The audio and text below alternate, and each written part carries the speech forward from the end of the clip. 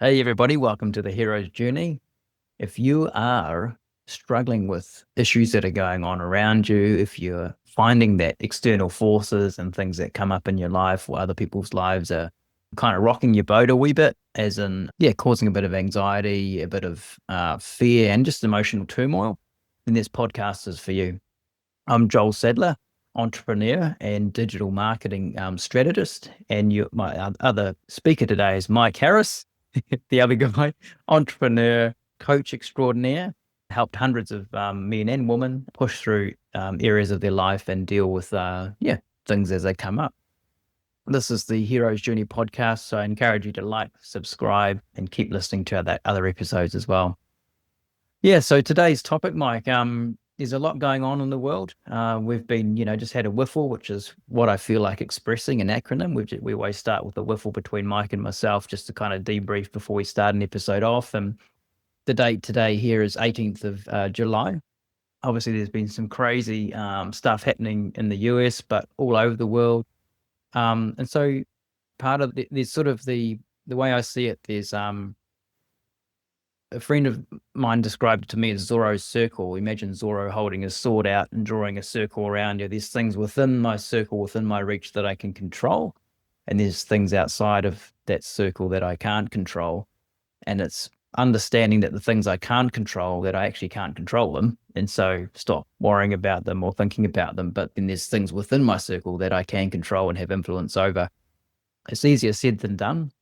And so for myself, for example, where we are in the world, there's been a bit of a slowdown in some retail spending, and I've had some clients struggling with that, which has caused some turmoil within my business because obviously people are just not spending as much as they are. There's been some crazy political stuff going on. There's always family, issues that come up and down to deal with as well. So today's really talking about ways that we can kind of keep emotional stability, equilibrium, and kind of just hold that posture.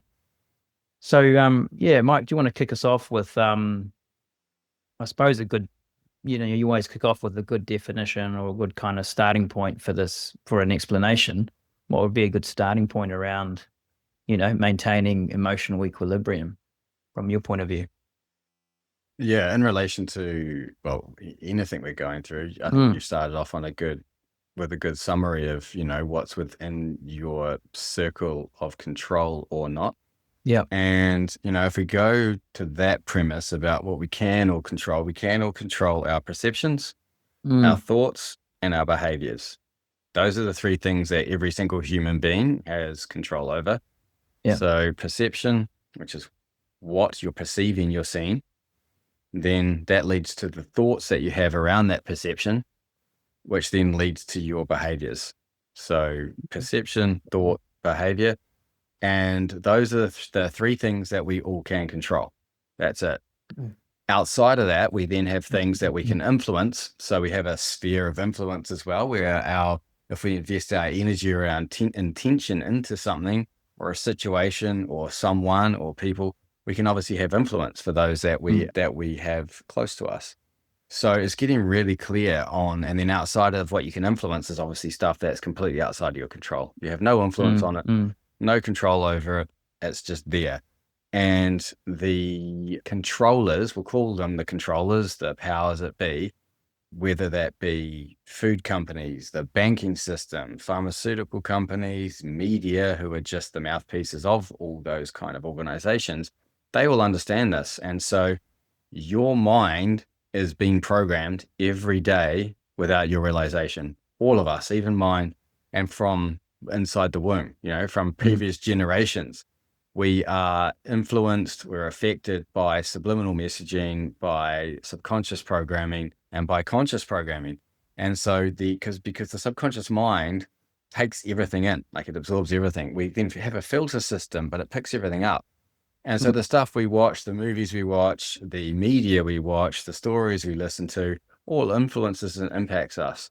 And for me, over the last 4 years, we'd all agree that the world's gone through some massive change, and we definitely had some strong messages, a strong agenda, a strong group of people trying to influence the masses in a direction, which we saw with mandates, we saw with continual news updates, with sounds that were anchored to bring you to alarm, with yellow and black signs, which are hazard and to raise alarm and to keep you in fear.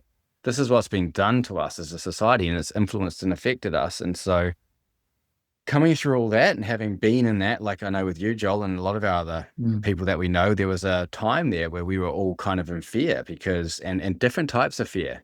Some of us were in fear of a virus.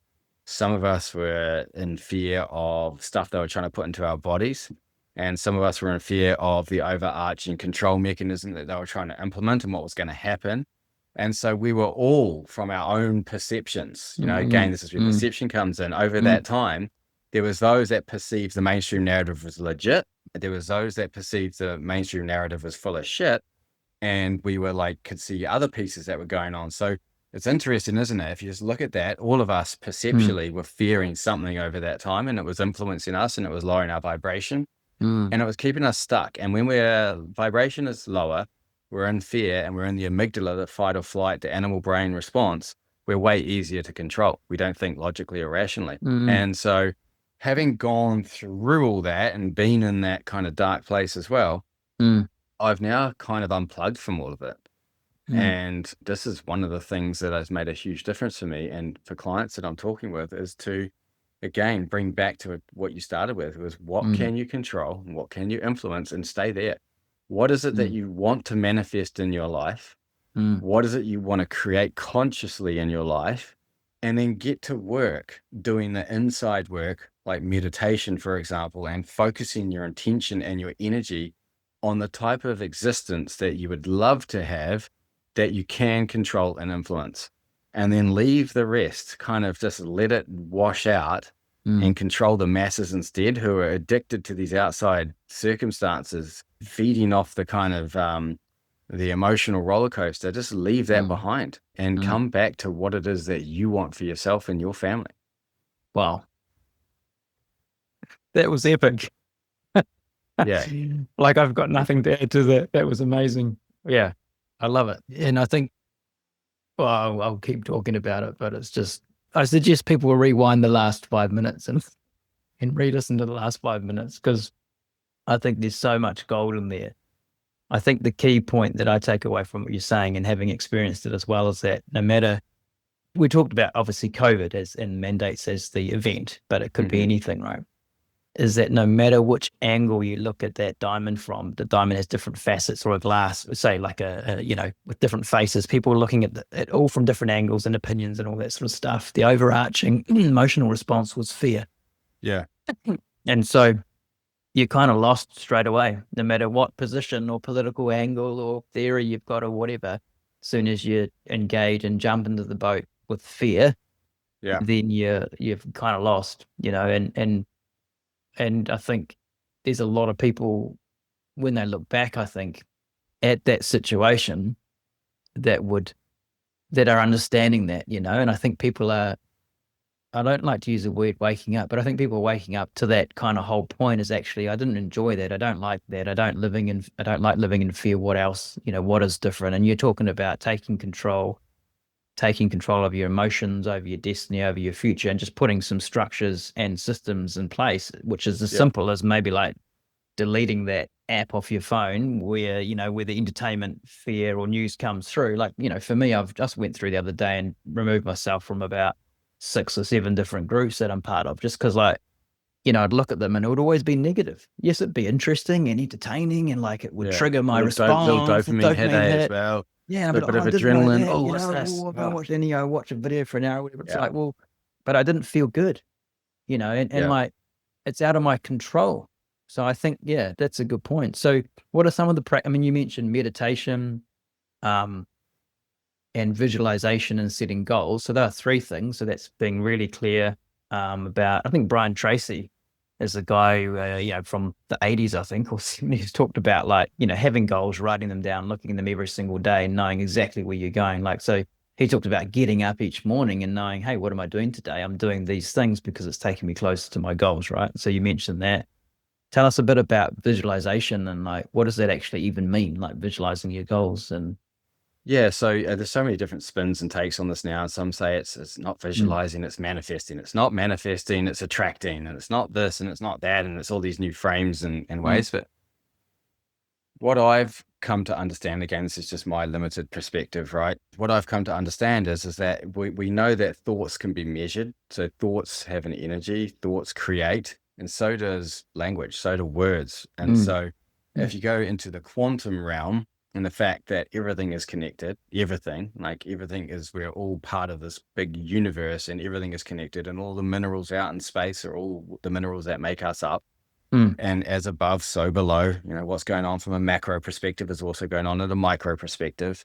mm, When you kind of pull it all apart like that and you realize that everything first has to be created through intention and through thought and through energizing that intention and thought and giving it energy. And so the head comes up with these visualizations and these ideas. And as I learned from Dr. Joe Dispenza, the heart and the emotion behind it is what energizes it then and gives it the energy, the emotion and the energy behind it to then bring that thing about faster. And one thing I've really discovered after meditating now in some capacity, trying lots of different meditations, from integrations of healing younger parts to actual just meditating for stillness to meditating mm, to then consciously create the outcomes I want, is that when you go in and you connect with yourself and you connect with your higher self, that to me is where the real work is. And there was someone, I think it was Harari, you told me about, who works for the WEF and is their science leader and visionist. Now, I don't mm, necessarily agree with some of his philosophies and what he wants to do to humanity, but I think you told me he meditates like 2 to 2.5 hours a day. And when you start looking at some of these people that are really knowledgeable and have information and are privy to information that the masses aren't mm, privy to, what I've learned is that when you go in and connect with yourself deeply, and then you intentionally create from that space, everything changes rapidly. And I'm watching things that I'm intentionally manifesting, attracting, creating, bringing about, however you want to frame it.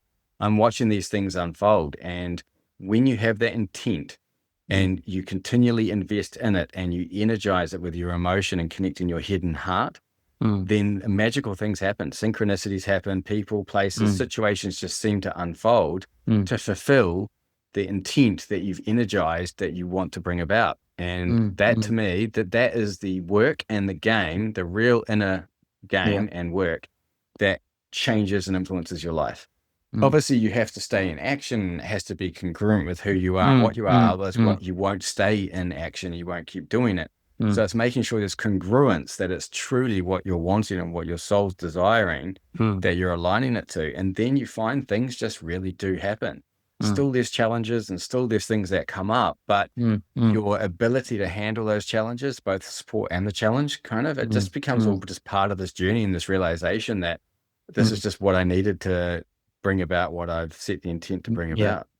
And that 100%. that kind of comes with a nice surrender as well, which is that feminine aspect, the feminine energy of surrender, the masculine of getting the stuff done, but also with a balance of surrendering to the creation and the co-creation with the universe or God or whatever you want to frame it as. Yeah. Yeah. Yeah. 100%. And I find, that, where the rubber hits the road is a saying we have here in New Zealand and in English. And it sort of means, when things get serious or when you actually, it's easy to talk about this sort of stuff. But for example, I got an example today. So before this today, I was, excuse me, with the family, and I was trying to get the kids at home today because it's the school holidays here. I was trying to get some work done, and I quickly realized around 9 o'clock that that's not going to happen. So Yeah. I decided to leave, to go down to the cafe to get some work done. And that whole situation around that, though, created a bit of angst. Like the kids were crying, Dad, where are you going? And, oh, he grumpy. And, it was just not a pleasant experience. And this is what happens in everyday life with family, right? Sometimes, ups and downs. And so when I got to the cafe, I wasn't feeling in the best headspace, and Mm. I was a wee bit tired. I got up quite early, and I was like, hang on a minute. Okay, so I need to, and I don't always do this, but I had the awareness of like, what's going on for me here now. So I got out and wrote down 10 things I'm grateful for. which instantly started changing and lifting my vibration into a happier space. And instantly I felt happier. And then I was like, some of the work we've been doing is identified, what's triggered me and why was I feeling a bit flat, and I wrote down the reasons were, and I didn't go and do a big integration then and there in the cafe, but it brought awareness as to, oh, that button was pushed. That button was pushed. Okay, it is what it is. Let it go. Yeah. And so You I made got to the you made person. sense of it, right? And when you get to Yeah. make sense of it, it brings a sense of peace. Because Yes. with understanding comes compassion and acceptance. 100%. And Yeah. one of them was, to stop making someone wrong because I'd been triggered by a certain event. I was kind of, oh, that's just what was happening there. Okay, let it go. So I let it go. So I went from a place of kind of being triggered, getting out, trying to get some work done, feeling a bit uptight and all that, to kind of in that literal 5-minute exercise of kind of switching from feeling below the line to above the line with, listing out positivity, but then also identifying what was going on.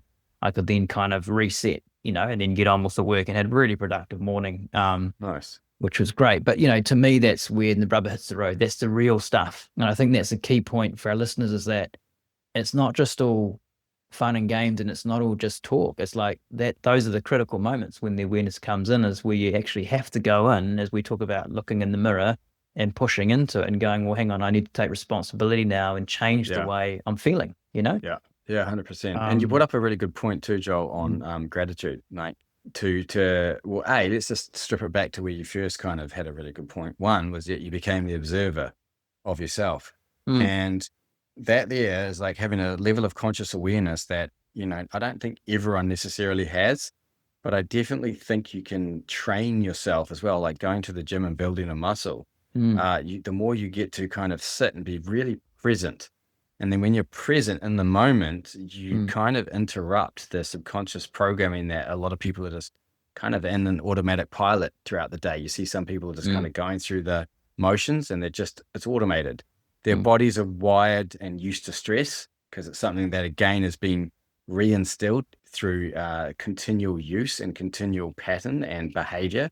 And then those patterns and the continual behavior then leads to familiarity, and that familiarity feels safe.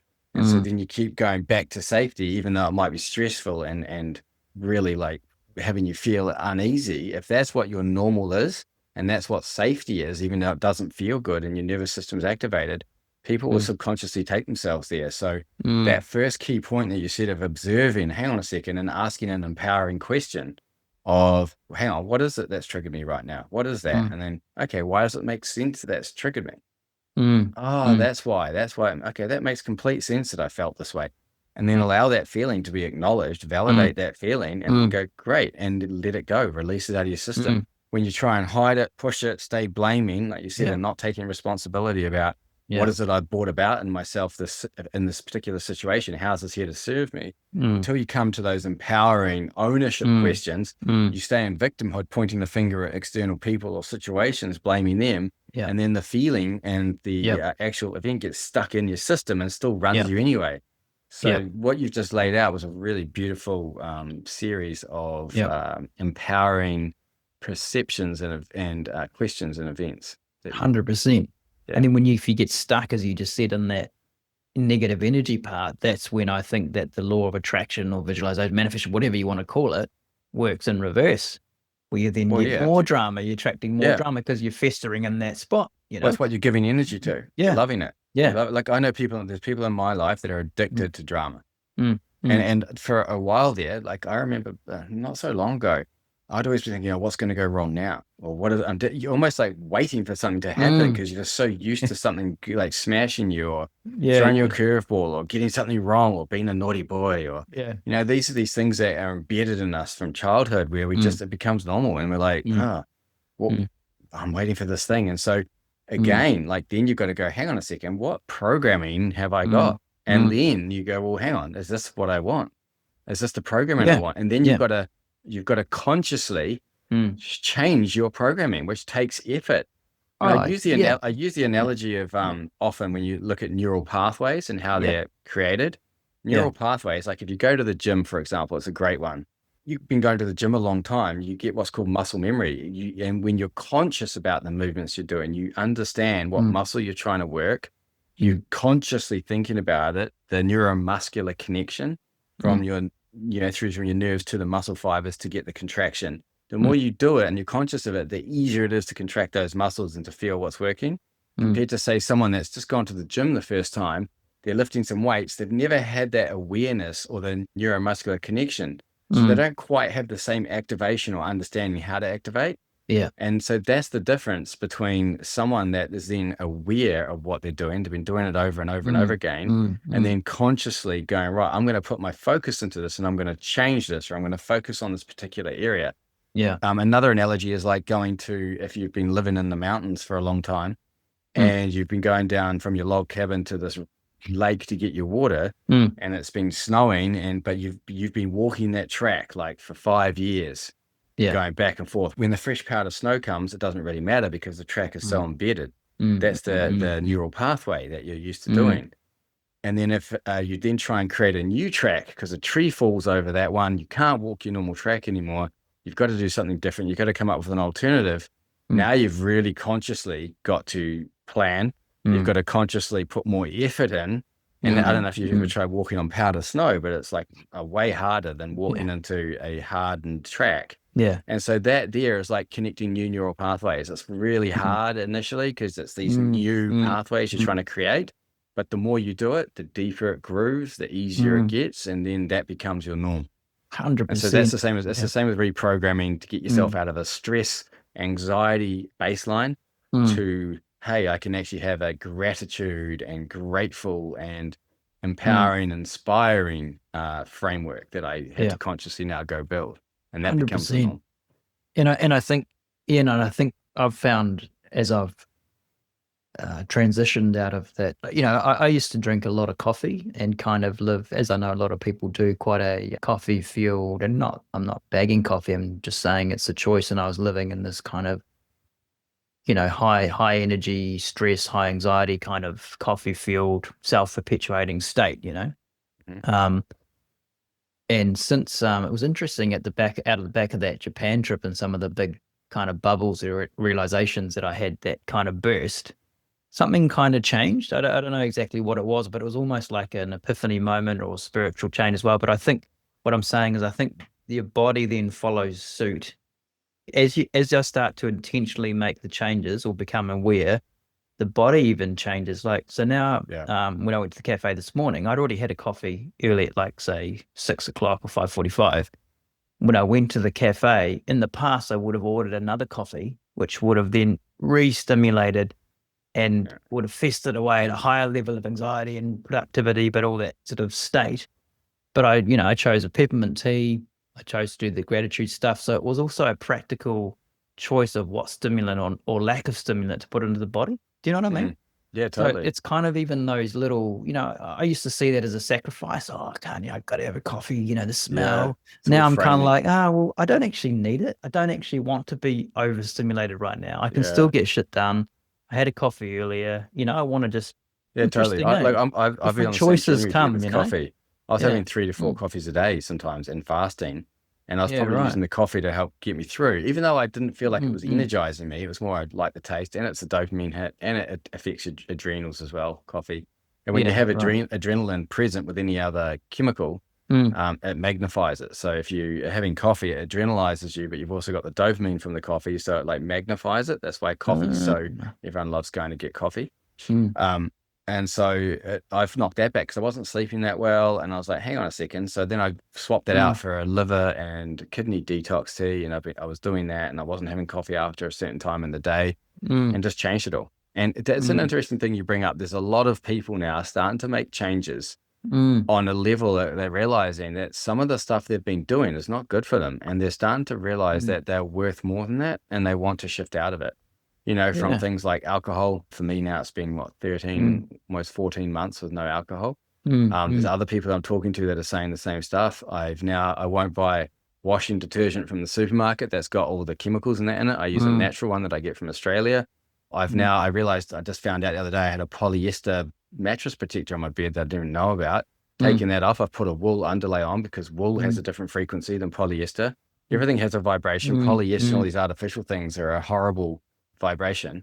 And I had a microfiber duvet in it for a while there as a replacement. And then I found myself getting really hot and sweaty, and I couldn't understand why. And again, it's the trapping of the heat, it's artificial. And so I swapped my duvet out for a wool and a duvet. And I tell you what, the feeling in bed and how I Mm, sleep and how the heat just gets regulated is so much mm, different. So mm, there's mm, all these kind of things. I don't really mm, have lights on at home anymore at night specifically. I've got mm, salt mm, lamps, which put mm. out negative ions and put out a nice low Awesome. glow. And so Yeah. it's making all these kind of choices to Mm, mm, mm, invest in yourself and you as a not just a spiritual mm, being, but a physical being that mm, houses your ability to live here, and mm, doing things that are like raising your vibration and that are mm, actually mm, investing in you so that you can build more trust with yourself. And mm, when you build more trust with yourself and you honor yourself, again, that's like a spirit spiraling up versus a spiraling down. And it starts to compound too. And you're like, shit, I deserve to feel good. And I want to keep doing mm, the things that make mm. me feel good. I like it. I Yeah. like it. I like that action. Was it perception, thoughts, and action? And Yeah. I think Perception, this thoughts, and last, behavior. yeah, behavior. This last section's been about behavior and what actions can I take to help increase the positivity, increase the Yeah, emotional a higher stability, vibration. high But part of vibration. that Yeah. too, in Mm, there comes beliefs too, which, mm, comes into perceptions, your perceptions on yourself, or what you call your beliefs. And some of those beliefs are subconscious. You don't know you've got them. They're just wired in there. And so definitely worthwhile having someone to assist you go through and see what your blind spots are, identifying beliefs that are not helpful any longer, or may have mm, been helpful for a while, and you may want to shift them. mm, And, accessing those and shifting those again changes your reality because the subconscious mind is the ruler.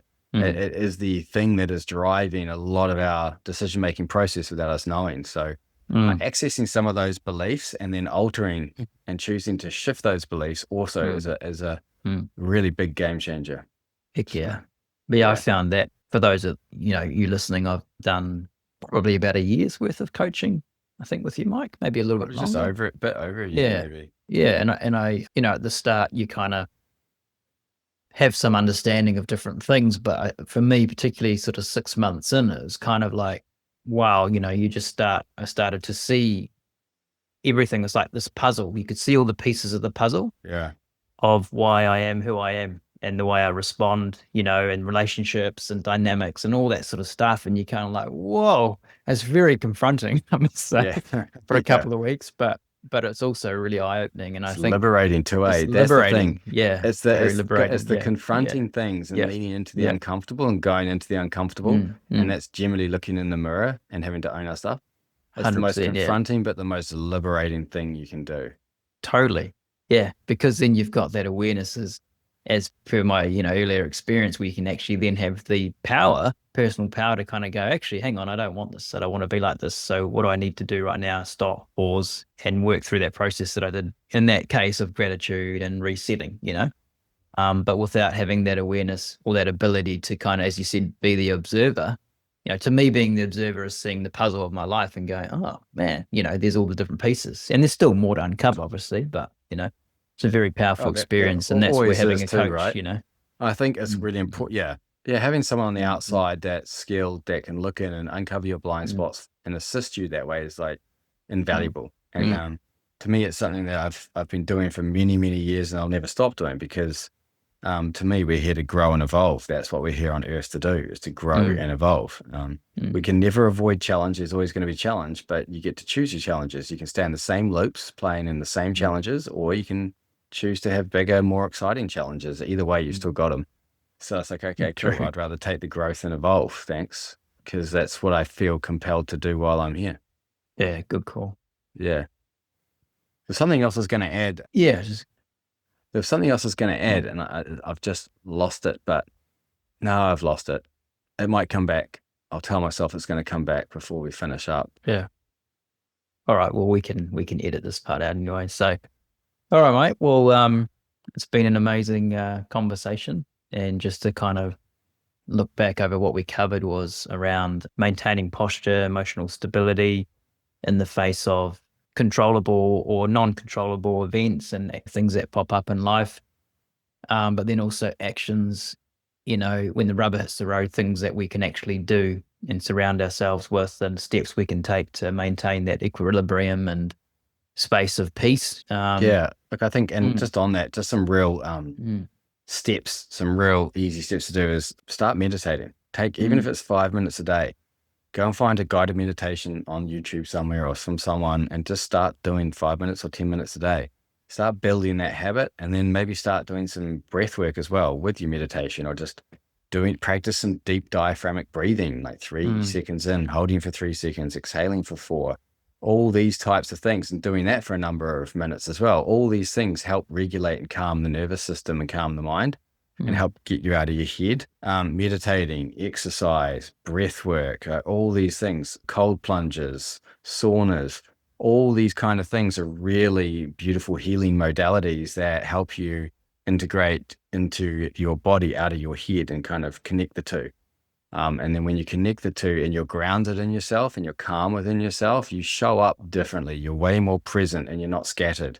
And I find that when I'm grounded and I'm present and I'm connected through head and heart, I'm way more robust and my nervous system is expanded and I can handle more of both support and challenge without being thrown. And so again, it's building that muscle and expanding on those habits to stabilize yourself and your emotions.